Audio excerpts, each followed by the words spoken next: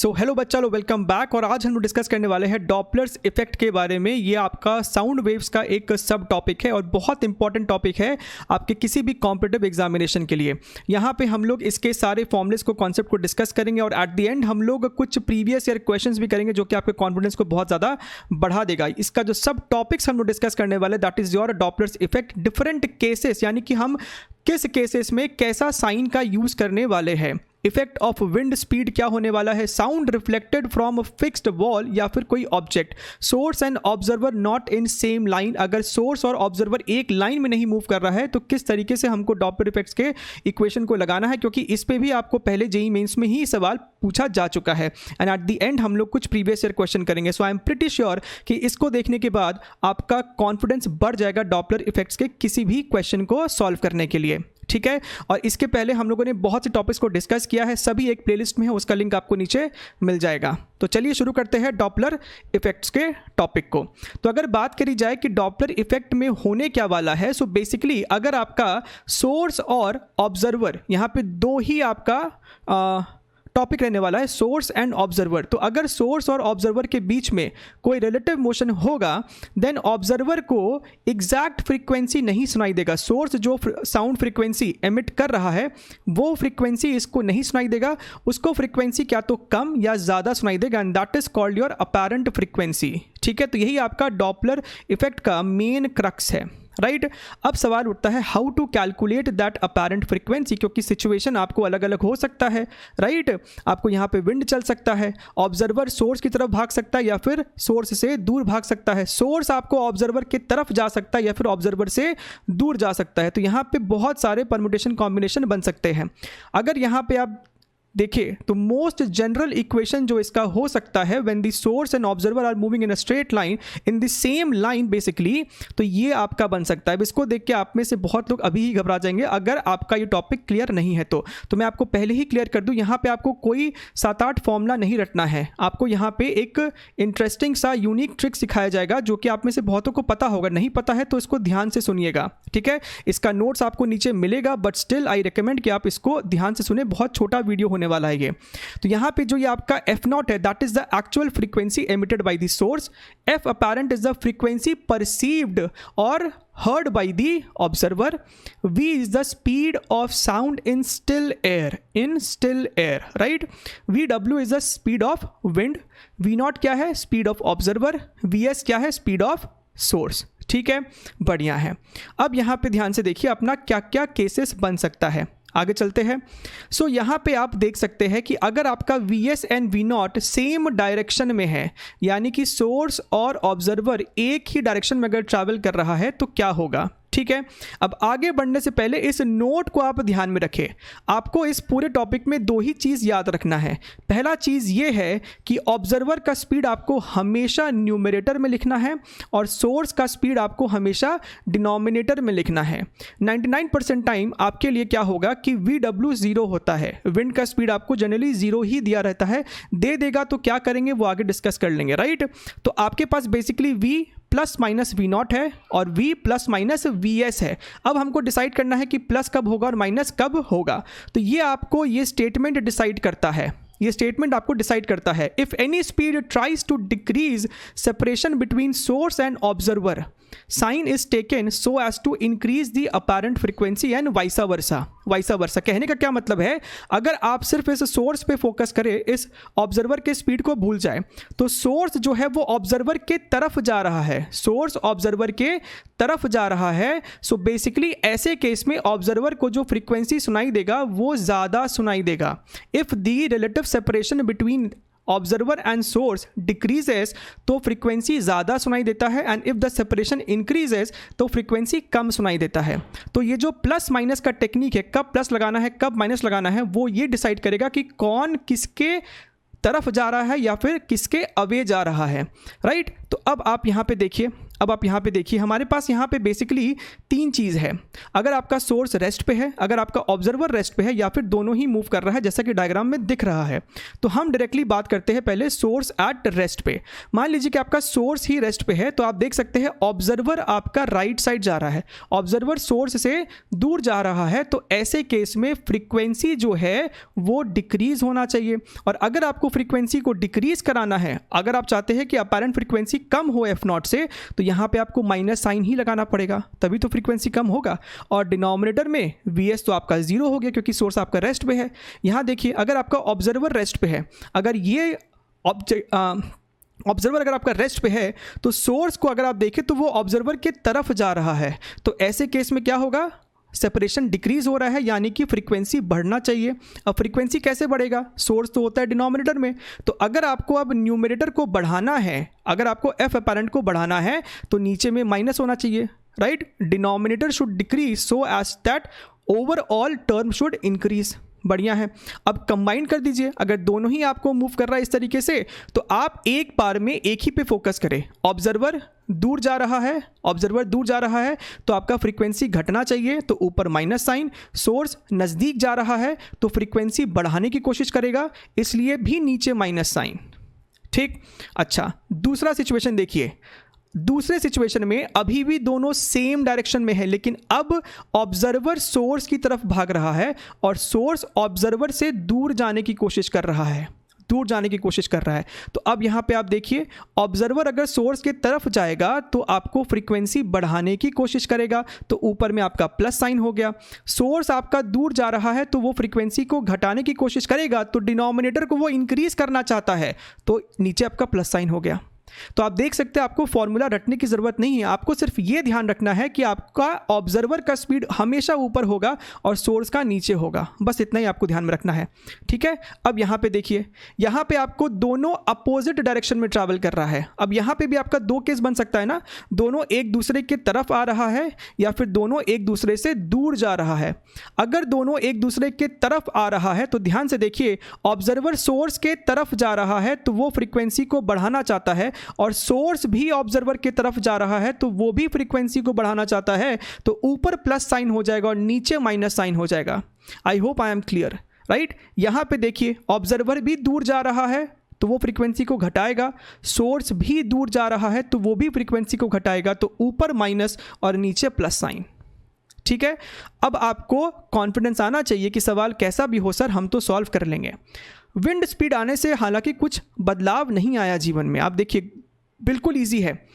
अच्छा, ये जो v है that is the speed of sound in still air, तो अगर विंड चल जाएगा तो क्या तो वो ऐड करना पड़ेगा v के साथ या फिर सबट्रैक्ट करना पड़ेगा। अगर आपका साउंड विंड के डायरेक्शन में मूव कर रहा है तो ऐड कर दीजिएगा, अपोजिट डायरेक्शन में तो सबट्रैक्ट कर देंगे, as simple as it is, right. Example के तौर पे ये सोर्स है, ये आपका ऑब्जर्वर है, दोनों एक दूसरे की तरफ जा रहा है। सोर्स f0 फ्रीक्वेंसी एमिट करता है और ऑब्जर्वर को f अपैरेंट सुनाई दे रहा है। इस केस में आप देखिए, विंड लेफ्ट साइड जा रहा है और साउंड यानी कि ये जो सोर्स है वो ऑब्जर्वर की तरफ जा रहा है, तो यहाँ पे जो आपका v है that is travelling opposite to vw, तो आप यहाँ पे माइनस लगा देंगे, v माइनस vw, अब आपका हो जाएगा speed of sound v minus vw, right. और बाकी ये तो वैसे ही लगाना है, ऑब्जर्वर नज़दीक जा रहा है तो वो फ्रीक्वेंसी को बढ़ाना चाहता है, तो ऊपर प्लस साइन। सोर्स भी नज़दीक जा रहा है तो वो भी फ्रीक्वेंसी को बढ़ाना चाहता है, और क्योंकि वो डिनोमिनेटर में है तो माइनस साइन। ठीक, बढ़िया है। अब आपका आता है ये नेक्स्ट कॉन्सेप्ट, जिस पे आपको इस बार भी क्वेश्चन पूछा गया था जेईई मेंस में। हालांकि एक ही सवाल आया था आपको जुलाई अटेम्प्ट में, यानी कि अगस्त अटेम्प्ट में इसके आने के चांसेस बढ़ जाते हैं। Sound reflected from a fixed wall, अगर ये आपका एक ऑब्जेक्ट है जो कि फिक्स्ड है, राइट। अब देखिए यहाँ पे, यह आपका एक कार है, इसमें कोई ड्राइवर है, वो आपका कार का हॉर्न को बजाता है, राइट। तो हॉर्न का जो फ्रीक्वेंसी मान लीजिए वो f0 है, कार की जो स्पीड है वो vc है, तो क्या होने वाला है, ये जो साउंड वेव है वो आगे जाएगा और इस दीवार से टकरा के फिर लौटेगा और वो फ्रीक्वेंसी ड्राइवर को सुनाई देगा। हमसे वो फ्रीक्वेंसी पूछी जाती है, ठीक है, हमसे वही फ्रीक्वेंसी पूछी जाती है। तो इसका एक स्टैंडर्ड तरीका क्या हो सकता है कि पहले आप इस दीवार को ऑब्जर्वर ट्रीट करें और ये गाड़ी को सोर्स ट्रीट करें, फिर आप ये कैलकुलेट करें कि इस दीवार ने कितनी फ्रीक्वेंसी रिसीव की है, फिर वही फ्रीक्वेंसी को ये दीवार रिफ्लेक्ट बैक करेगा, राइट। फिर आप दीवार को सोर्स मानेंगे और ये ड्राइवर को ऑब्जर्वर मानेंगे और फिर दोबारा से लगाएंगे डॉपलर्स का फॉर्मूला, राइट। अब इसका यहाँ पे एक शॉर्ट ट्रिक है, ये मेथड भी आप ज़रूर करेंगे, ठीक है, लेकिन इसका शॉर्ट ट्रिक क्या है कि आप इस दीवार को यहाँ से हटा दीजिए और इस कार का मिरर इमेज यहाँ पे ले लीजिए बेसिकली, राइट।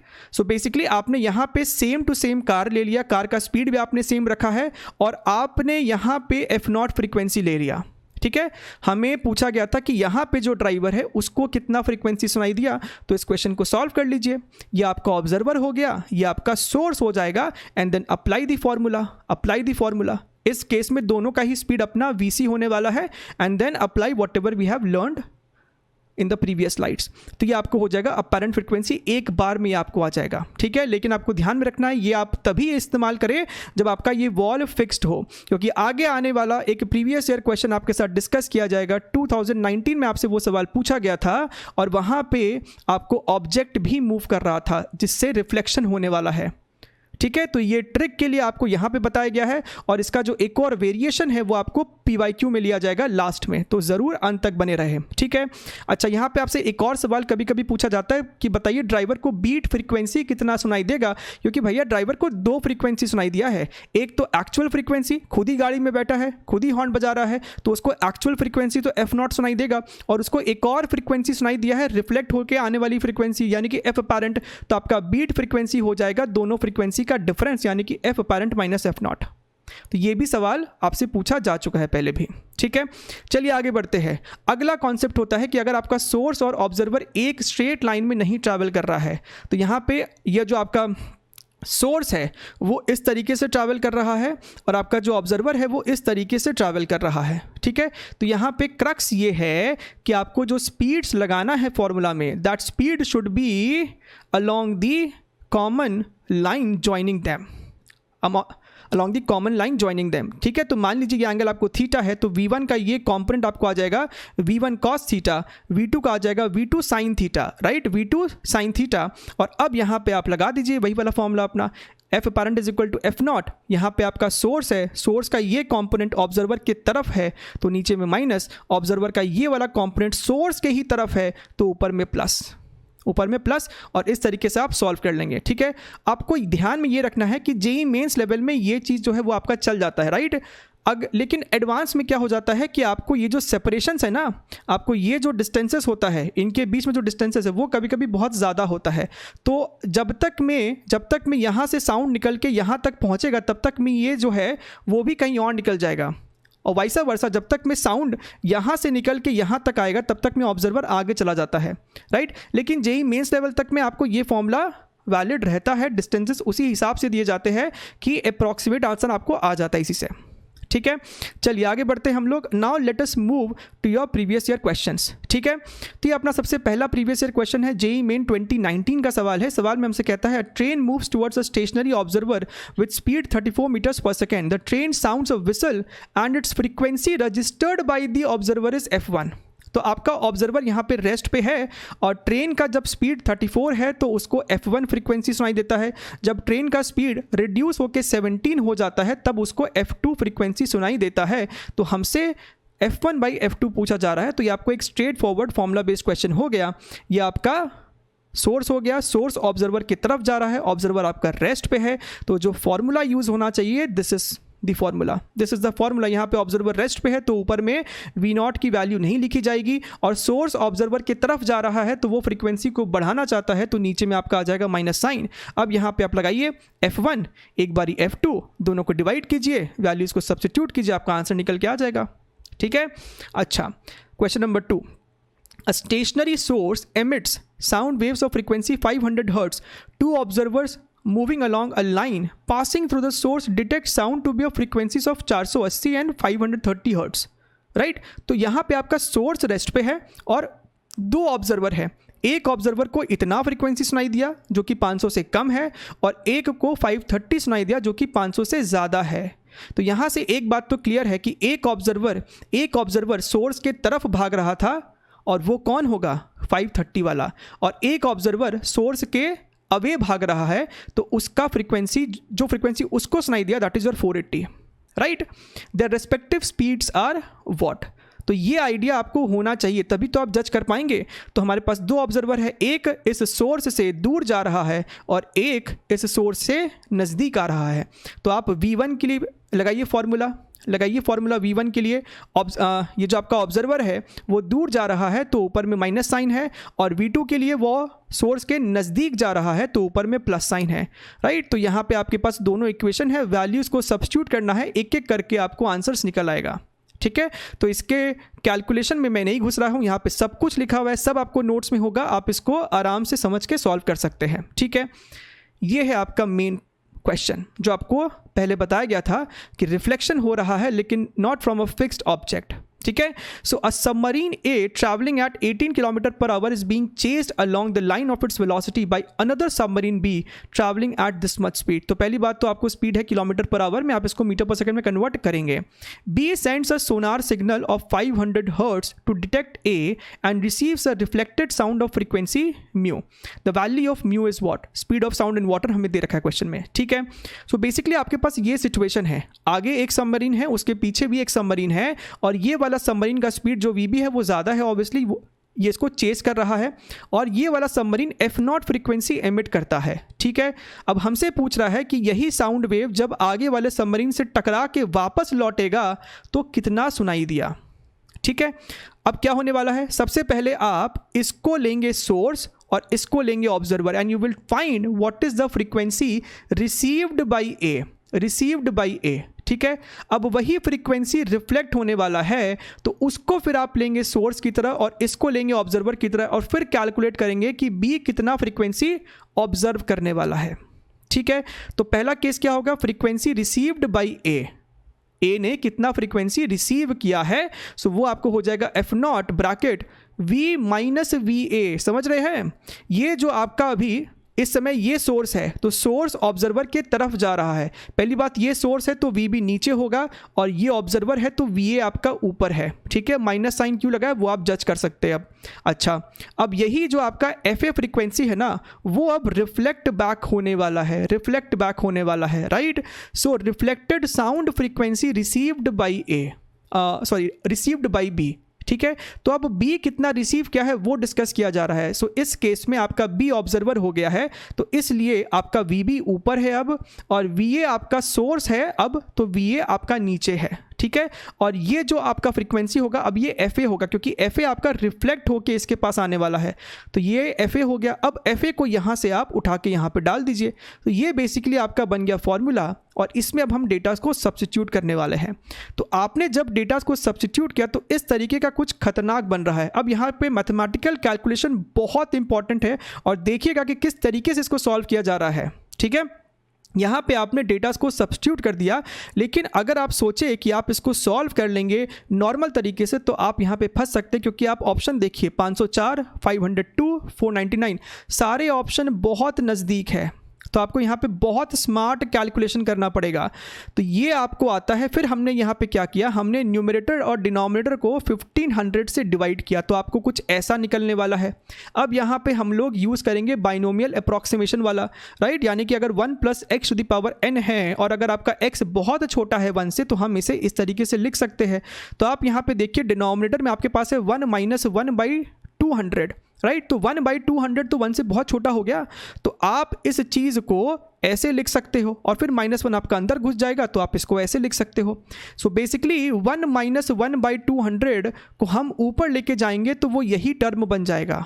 एंड सिमिलरली अगर हम 1 + 1/300 को ऊपर लेके जाए तो वो यही टर्म बन जाएगा। सो बेसिकली हमारे पास ये आने वाला है, ठीक है। अब आप यहाँ पे फिर से लगाओ बाइनोमियल एक्सपेंशन वाला कॉन्सेप्ट, राइट।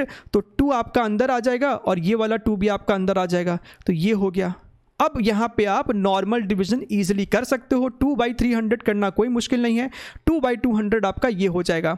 अब यहाँ पे आप इन दोनों को एक्चुअल में मल्टीप्लाई करो, आपको एक और इंटरेस्टिंग अप्रॉक्सीमेशन दिखाई देगा। आप इनको जब मल्टीप्लाई करोगे तो ये वाला जो टर्म है 0.0067 मल्टीप्लाइड बाई 0.01, ये आपको बहुत छोटा है इन सभी के सामने, तो इसको भी उड़ा दो यहाँ से।